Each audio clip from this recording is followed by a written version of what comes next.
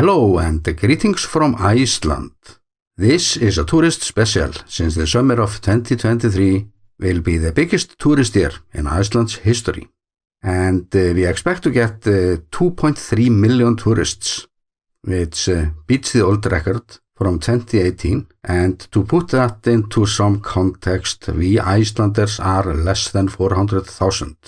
So even though this is good news for our economy, which has become more and more reliant on the tourism industry, there are many challenges that come with this huge number of guests, or to provide them with good memories to take home. And according to statistics, the number one complaint from our guests is other tourists or too crowded tourist spots. And I can't say I blame them, since what tourists like the most is Icelandic nature and obviously without other tourists, which raises questions, of course, about our policy, tourist policy. Like our good friends in the Faroe Islands, they are more for quality than quantity, so they are trying to keep the numbers of guests on a level where the local people can take care of all the services, but that is not the case here in Iceland. So what I'm going to do now is to share some tips, or the tips that I would share with my friends if they were planning a trip up to Iceland. And I'm starting with this map that explains how the tourists spread around the country. And I'm not going to try to sell you the idea to skip those popular places, and I will go deeper into that when I will be talking about timing and seasons. And those numbers are no surprise. Reykjavík is of course on the top of the list, like the complete south coast. That includes the Golden Circle, and I'm pretty sure that those locations are the main source of complaints when it comes to overcrowded tourist spots. But those numbers don't tell the whole story. Like in the north and the northeast Iceland, we have this vast area, and when we get closer to the northeast corner, and my guess is that less than 3% of our guests come there. And then we see this low number on the West Fjords, and I'm not sure if they could handle much more than that. There are mostly small villages there, so they have limited infrastructure.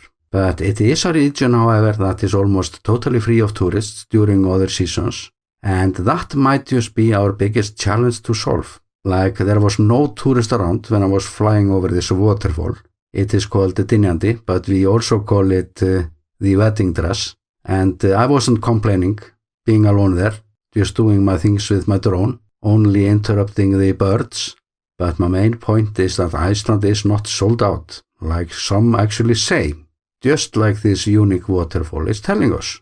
While it's freeing itself of snow and ice, creating all kinds of formations while at it that will never be seen again, and Mother Nature playing games with the sunlight, and there is no one around to enjoy it, but me. So I see this of course as a waste of opportunities. But the tourism industry is just like any other business. They go for the easy to sell attractions first, and the local tourist boards, like here in the West, they have to deal with facts like after I was photoshooting this waterfall on my way to Reykjavík a year ago, I could not get a cup of coffee for the next 200 kilometers. This isn't very welcoming when all those places by the road are closed, and just nearby we have new and expensive road tunnels. So it's not as the winters are the same obstacle as they used to be, and the roads are getting way better there. Although we do have some gravel roads still, and I will miss them, but we can do better for sure. However, it doesn't help them on the West Fjords that they are not by Iceland's highway number 1, or the official ring road, which is a misleading concept, like I spoke about in a recent video I'm linking to. And when it comes to the hot spots, good timing is crucial. And now we have to keep in mind that we are here up by the Arctic, and the sun doesn't set around the summer solstice. So we have those bright summer nights, and that is the time when I love to move around. Little traffic, and a whole new way to see the Icelandic nature, often in spectacular light. So it is a waste to not take advantage of this very special time. And it is no reason to chase all our attractions during daytime, when the fact is that some of them are just way more interesting during nights, the bright nights. So the summer is a time when I can drive around almost endlessly, and it is the most magical season in Iceland. So this is one way to stay away from the crowds during high season. But let's talk a bit about the seasons, since our actual summer doesn't start until the beginning of June. So those who are going after the green colors, they might not get them until late May in the south, and we might have to wait even longer in the north and the west. But the Icelandic weather is, however, unpredictable, and we never know when one season stops and another takes over. And the best tourist months, in my opinion, would be from June and into February or even March.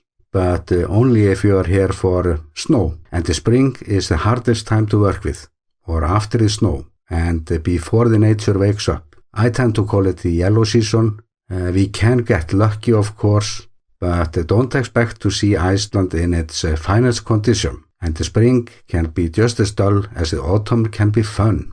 And that's when we get the hard light, all the clarity and sharpness, and it's the easiest time to see the northern lights, or while the weather is still decent. And the best photography season is September 15th to October 15th.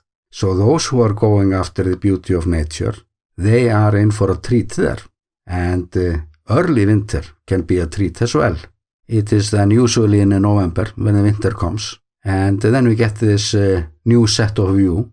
And winter tourism is getting strong, which is very positive, especially in northern Iceland, where we have now an international airport in Akureyri and a new airline flying straight to Europe, skipping the Keflavík International Airport. And this is the first serious attempt to get tourists to come directly to northern Iceland. And that is very positive development, especially when it comes to winter tourism. Like I have lived half my life up north in Akureyri and the other half in Reykjavík. And to be brutally honest, the winters in Reykjavík, they are just as dull as winters can get. It's mostly just wind and rain, and if it snows, there is nothing but traffic problems. So the capital isn't that pretty that time of year. But the Westfjords, Eastfjords and North Iceland, that's where we have proper contrasts between seasons, and we do get days that we can truly call winter wonderland. Then it's December. They can be extremely beautiful and quite special, since Icelanders use a lot of Christmas lights due to how short the days are. And Christmas tourism is on the rise. It's not like 10-15 years ago when there was no service to be found around Christmas Eve. And in addition to see traditional Icelandic Christmas and some of the weird things that they do, there are some bonus features from Mother Nature, sometimes in the form of spectacular clouds, and then we have the New Year craziness when it comes to fireworks. And it is actually getting hard to find hotels in Reykjavík for this annual show. But for those who don't know about it, this is how the search and rescue teams finance their equipment or selling fireworks. And January until March is a bit of a gamble against Mother Nature.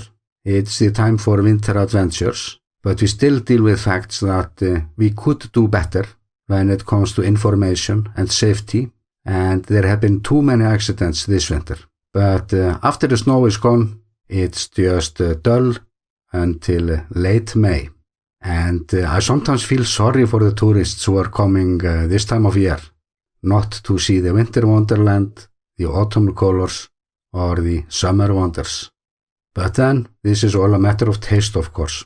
And this is more or less the status. This mass tourism will put pressure on our most popular destinations. The south coast will be crowded like Reykjavík, but you have some options to work with if you want to stay away from the crowds. And in my next video about the tourism industry, I will be mentioning some of our more hidden tourist attractions, or something for those who dare to try something different. And if you're not a subscriber already, please consider to join us in this little community that is all about to show you everything there is to know about my home country, Iceland.